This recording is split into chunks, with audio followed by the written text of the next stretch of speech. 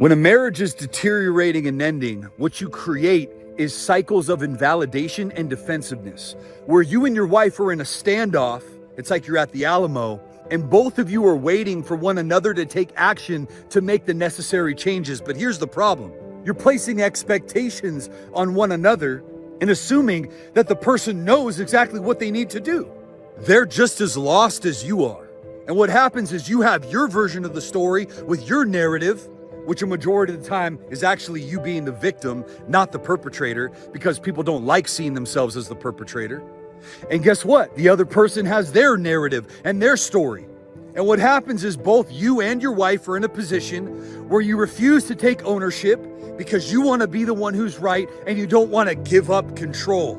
Check it out. Your control is not found in a posture of guardedness and defensiveness. Your control is not found in your apathy and indifference towards what your spouse is feeling. Your control is found in your ability to take ownership, take action, take the lead, and make the changes. Because guess what? No matter what, you still come out a better man and you still win.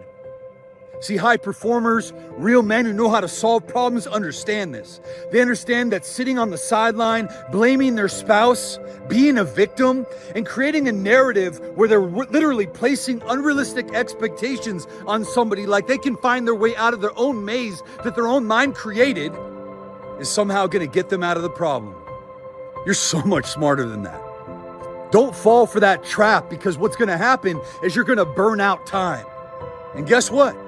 Consequences come from not taking action. And I'm not talking about external ones with losing your relationship. I'm talking about the internal ones. How many more days do you want to wake up in fear? How many more days do you want to wake up in guilt? How many more days do you want to wake up bitter and angry until you just eventually wake up like that every day and become that guy?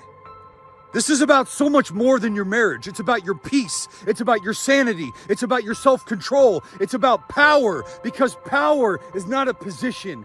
Power is an emotion. And you're a guy that can have it all in your life. Stop for a second. Don't be so hard-headed. Drop your ego and realize this isn't about winning. This is about you understanding and developing clarity about what the actual issues are. Because trust me, oh yeah, you got a stance, you got a perspective on it, but here's the reality. 9 times out of 10, when we break that thing open, you realize how much of a victim you really are.